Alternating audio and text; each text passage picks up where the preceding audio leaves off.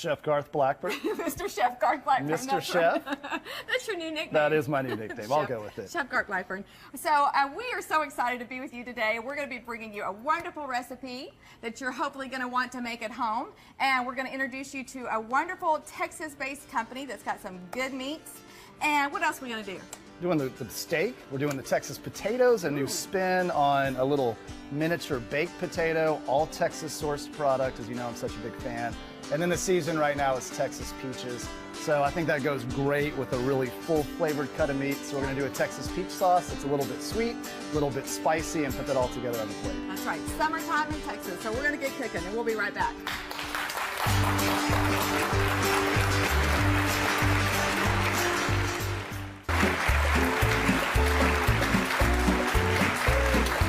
Welcome back, everybody. Well, we are excited to introduce to you a really good friend of ours and somebody that we hope becomes your friend really soon. This is Matt with Matador Meat and Wine out of the Plano area. Correct. And we got to come to your place and see everything that goes on over there. You have wonderful products, great meats, great selections, and wine and beer. And beer. And seasonings and all kinds of stuff. But everything you need. We're excited to have you. So tell us a little bit about what we got here. And this is a tri-tip. A lot of people are unfamiliar with tri-tip here in Texas. It's very, very popular on the West Coast. It's gaining popularity in Texas. I think as we see more Californians introduce themselves to Texas, we're seeing the tri-tip. It's part of the sirloin, or the top butt, as we call it. It falls towards the bottom of the animal. It was forever used as ground sirloin. It's kind of a weird shape, odd, not real even. You know, butchers really didn't know what to do with it, so it found itself being ground, which is unfortunate because it's a tremendous piece of meat, lots of intermuscular fat. It kind of looks like a brisket to me. It kind of does. It's got a lot of the same characteristics, the lines, the way the fat rolls, the fat cap. It's just way more tender. I mean, what I love about it is that it's a different cut, and what's great about Matador is that I can call you up and I can get the cut that I want. Exactly. There are only 2 of these per cow, so they're often used, you know, for grind meat, but you can still get them if you give you guys a call. And some of those secondary cuts, right? It's a secondary cut. It's about anywhere from falls about 2 to 3 pounds per cut. It's very, very versatile. You can cook it on a rotisserie. You can roast it. You can smoke it. You can do what Garth's doing with it today. It can be grilled. Cool. There's a little hole in the wall in Sonoma that my wife and I like to go to when we go out to the wine country. They actually slice it, pound it out, and chicken fry it. Which really? Why not? Well, we know how to do that. That's a Texas thing. We know how to chicken fry. Absolutely. That sounds good. All right, so right now I'm putting on a mixture of spice. We're going to rub it down with some kosher salt, so it's a large grain. I think sometimes when people see a lot of salt going down, they think it's going to be too salty. Right. Kosher salt is actually half the sodium by volume as table salt. So there's half as much it's strong. sodium. I mean, I think a little bit goes a long way. It does. It just looks bigger. It's strong to your mouth, but it won't be onto the food. It won't. And then the other thing I put down, in addition to some freshly cracked black pepper, is a product called sashimi tokarashi, which is my Texas pronunciation of the Japanese 7-spice blend. But it's got orange zest and black sesame seeds. If y'all ever heard of umami before, it's got all that flavor. Where do we find that? You can get that in an Asian food store, but now you're seeing increasingly at places like Whole Foods and Central Market that have a larger area for the Asian foods than they maybe did 5 or 10 years ago. Alrighty. So we're going to sear it. I think we got to put Matt to work. Matt, I mean, I'm doing just fine. He is the newcomer in the kitchen over here, so we got to bring him in. Matt's work might be going to get a bottle of red wine to put there you with go. this. Easily done, easily done. So we preheated the pan, and there's one key: it's make sure that you're preheating thoroughly. That's going to keep the meat from sticking. And Matt, you mentioned several different ways that you can cook it. What I love about using a pan is you get more surface area. So you get more caramelization. When you put it on the grill, I find that you get a sear where the grill marks are, and you get smoke, but you don't get as much of that crunch and that caramelization. So I wanted to do a little bit more, have as much surface area, because metal does such a good job of transferring that heat. And it looks like you had the heat really high. I do, because once we're putting that meat down, I let it come to room temp, but once I put that into a hot pan, the temperature's going to drop some. So I wanted to start at fairly high heat. Okay. I'm going to flip that over for me, Matt. I'm going to get started on the potatoes as well.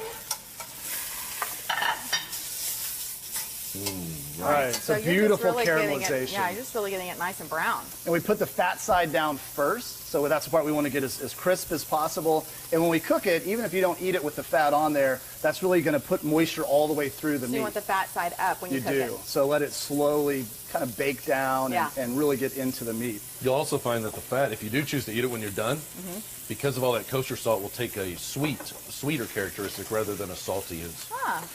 Yeah, I was going to cut the fat off and save that for us. Why not? Because, yeah, Y'all some can folks have are all into the the fat big you want. fat. I got plenty over here. What are you doing over there with those potatoes? Some Texas potatoes, some Texas olive oil outside of Austin. We're going to bake these off until they're really tender, so 350 degrees for about 45 minutes. And what you're going to see is we're going to create miniature, fully loaded baked potatoes. So Miniature loaded baked potatoes. miniature loaded baked potato. Okay. Meat right now, it's seared on both sides. So Matt, if you want to pull that out and put it on the sheet tray there. Did we ask what kind of oil this was, by the way? You didn't, but it's a great question. It's grapeseed oil, so it has a higher smoke point. Olive oil, if I'd use this olive oil in there, Right. the smoke you'd be seeing would actually turn it very acrid, and all of the health benefits they disappear. So grapeseed oil has a higher smoke point. It's going to be easier to cook with. Can you talk in Texas? What's acrid? Bitter, bitter. That's my chef I terminology. know. I'm for trying bitter. to dumb it down a little bit, okay? What It is wouldn't acrid? taste good. It tastes bad. Just say that. Just say, ooh, it tastes yucky. I'll steer clear of those chef terms for a little while. Okay, well, I'm sure it's going to be delicious, but we're going to, what, put this in the oven? Put this in the oven. We're going to do it at low heat, about Okay. 275 degrees for a good hour plus. And so it's going to be nice, perfectly cooked through. And it's not going to be acrid. All right, we're going to be right back. Not bitter.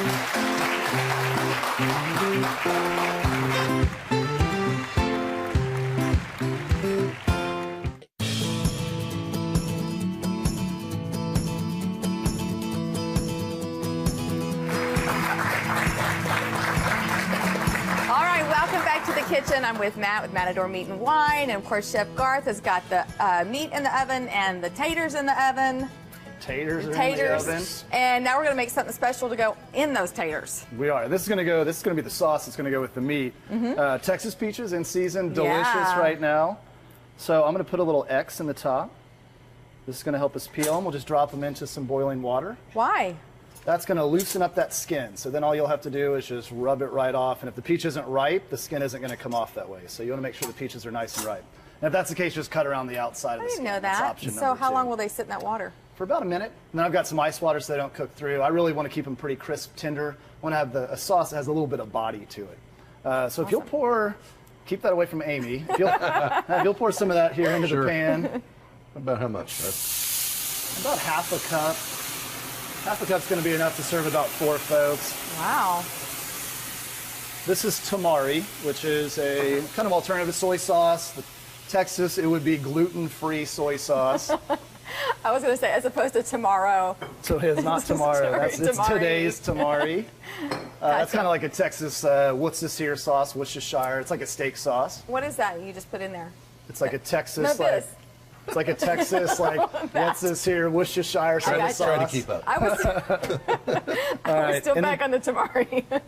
We're on to tomorrow now. Okay. That was hot sauce, Texas hot sauce. Oh, that is good.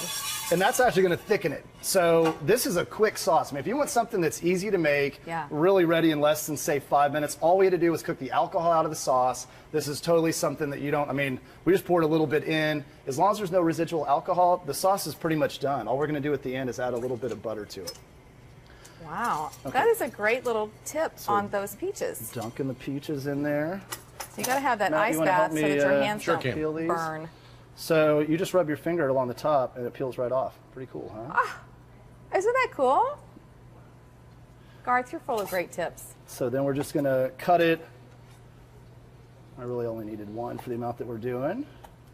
We're that going to easy? dice this. It's real easy. Even Amy could have done that, right? Yeah, next time. So, okay. So that's going to be the sweet for the sauce. So we had some sour. That's the white wine. We got some spice. That was the Texas hot sauce. Now we've got the sweet. That's the peaches. And all we do at the end, just to make what we call mouthfeel or taste good, is just add a little bit of butter. And this is Lucky Layla Farms, which is Texas butter. Wow. Can you get that in the grocery store? You can. And the other product that, if you're going to hold this for a while, so if it gets too hot, the butter could separate, is you could add a little bit of cream to it. So as you know, I use Milk King Creamery most of the time, and we'll just put a little bit of cream in there. But at this point, geez, ready to go. Just put it onto a low heat. And now let's think about the timing. The meat is about finished. I earlier took some bacon and cooked it off on sheet trays in the oven, which, I'm not sure. I know you guys do a house bacon, right? We do our own bacon, that's correct. And when you cook it in the oven, you don't get pieces of bacon that are, burnt on some sides and not on the other. So that's the bacon finished product. We just poured a little bit of the grease off, and that way it cooks much more evenly. Yeah. And this is Texas bacon as well, but after seeing some of the stuff you had at Matador, that will be our next pork belly. Timing-wise now will just be the potatoes. Bacon makes And everything better. those were in for like a 45 minutes, you said? For the potatoes, about 45 minutes. Okay. Nice. Okay, now check this out. I'm really interested how you're going to do a stuffed red potato. So we just cut an X in the top. Right? And then I'm just going to, below the X, push it. Below the X. Below the X. There's another term for you. Underneath the Below. X. You're going to pinch it open. So see how it's opening up? Wow. And now that inside is where we can put a little bit of salt.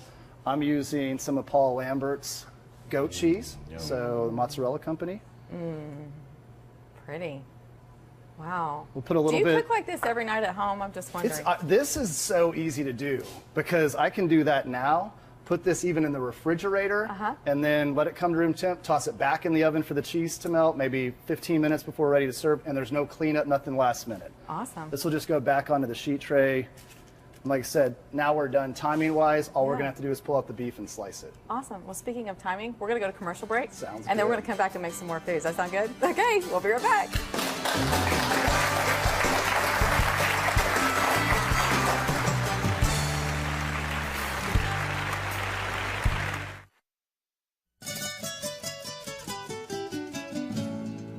All right, while Amy's giving me a hard time on the show today about using a crock pot, and I imply that chefs never use one, shh, we're not gonna let her know until she sees what we're doing, but I'm actually gonna be doing the pork shoulder in the crock pot. So we've got some delicious pork shoulder. We've got a delicious mix of spices from brown sugar to this Japanese spice blend and smoked paprika. That's gonna go on a bed of Texas 1015 onions. We're gonna put a little bit of stock in there with it, put the lid on it, let it go. This is some kosher salt, some freshly cracked black pepper, a Japanese 7-spice blend, and a little bit of smoked paprika. To that, we're gonna top it with a little bit of dark brown sugar. Rub that in. I'll get the backside once we toss this on the grill. All right, so let's hit it with some of the rest of those spices. Some more salt, some more of that pepper, more of the paprika, the spice blend, and the brown sugar. Yum, I can smell it searing already. Okay, now it's time to dive into that crock pot. I'm gonna use some Texas 1015 onions as the base. That's what the pork is gonna rest on. I'm gonna add a little bit of, you can use chicken or beef stock. I'm using beef stock for a little bit more flavor. A couple cups. And now that grilled pork, and I grilled it to get caramelization. So I'm gonna put this in for 8 hours on medium heat. And once it's finished, it's gonna be delicious, ready to get pulled.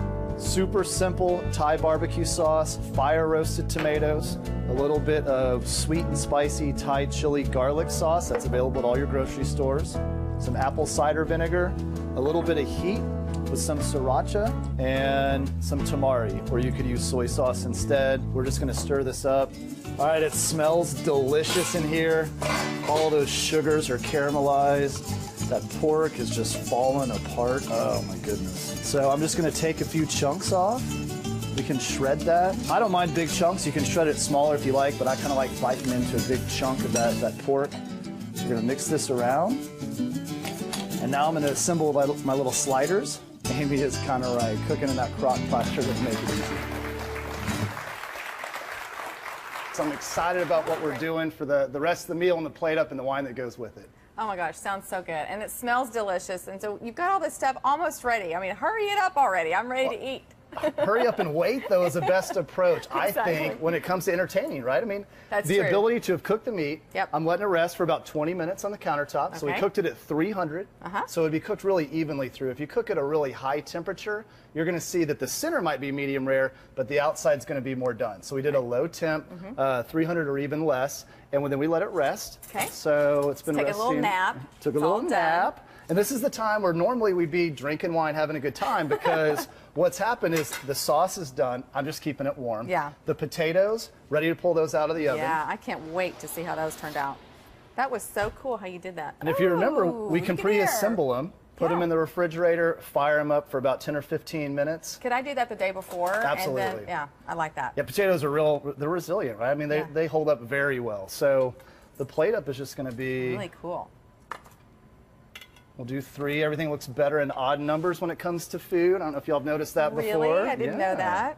Did they teach you that as well? Well, You that's learned part of from- that you culinary learned- degree, right? You learned Yay. that from Money trial and well error, I'm sure. spent. It makes a really good picture too, by the way. It does. Yeah. It does. Now I'm going to cut the meat across the grain. The grain runs that direction. Right? Wow. And you still have that, the fat's down now, right? The fat is down now. We had flipped it over just when I let it rest. Okay. And you don't have to serve it like so with all that fat. Matt and I can keep that for us. Now, one other little part of the plate up is I don't want to get the sauce just covering the meat. Yeah. So I put the sauce down first. Oh, I think that's even prettier, actually.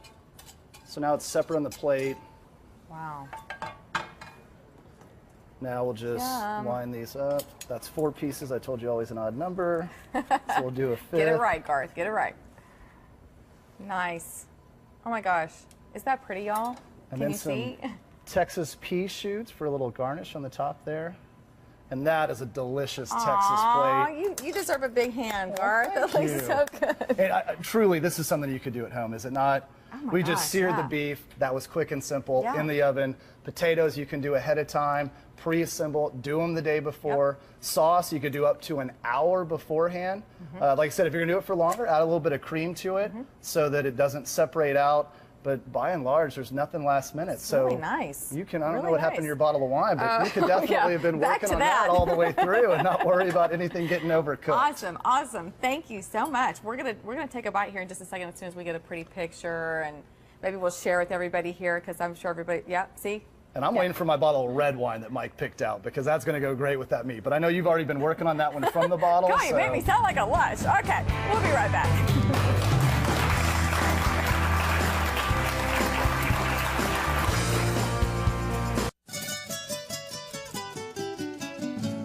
All right, so while we're cooking some tri-tip steak from Matador and we're doing a great peach sauce with it, I'm going to show you another use for peaches for a super fast, quick dessert to make the most of these Pittsburgh, Texas peaches. I'm cutting an X in the top. That's going to help us peel them.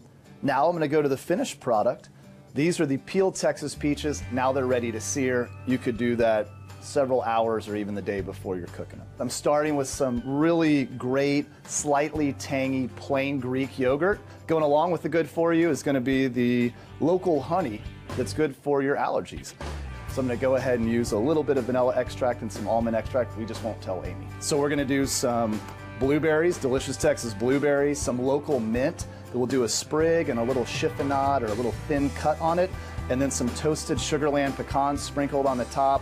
Finish it off with a few drips of a lemon-scented olive oil, also Texas from the Texas Olive Ranch. It's going to be delicious, it's going to look incredible, and it's going to be ready to roll in 5-6 minutes. So I can cook on fairly high heat, use a little bit of my favorite grapeseed oil. Listen to that sizzle.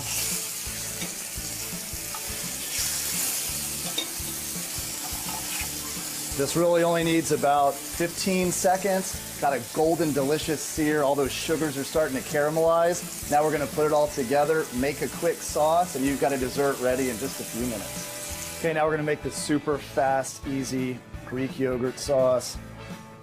Okay, about a cup.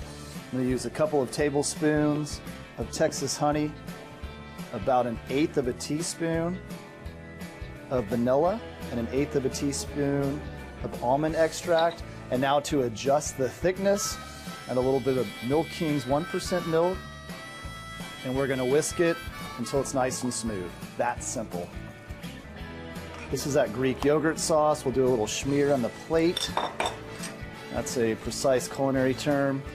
That Texas peach. Some delicious blueberries. Toasted Sugarland pecans. A little bit of chopped up chiffonade mint. 1 mint sprig. And then a little bit of lemon scented olive oil. Great package, looks delicious, so easy to make. I can't wait to dig in.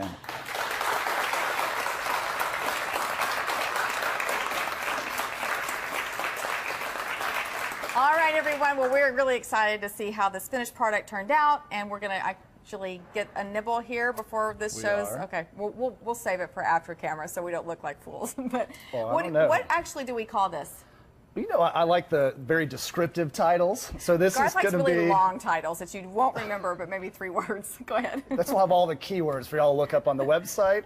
This is going to be a sizzled Texas tri-tip on a sweet and sour Texas peach sauce with a loaded baby baked potato and a little bit of salad on the side. Wow, that's a lot. Remember 1 or 2 of those words and you'll be able to find it on our website. So yeah, that's the point. All you gotta do is just go on our website and you can search it, and then you'll be able to pull it up, download it, print it, make it yourself. And be sure to email us and let us know what you think, if you liked it, or maybe if you didn't like it, you can email me. Let Garth know. And also you can find us on Facebook and Twitter. Thanks for joining us. Come back next week. We'll see you then.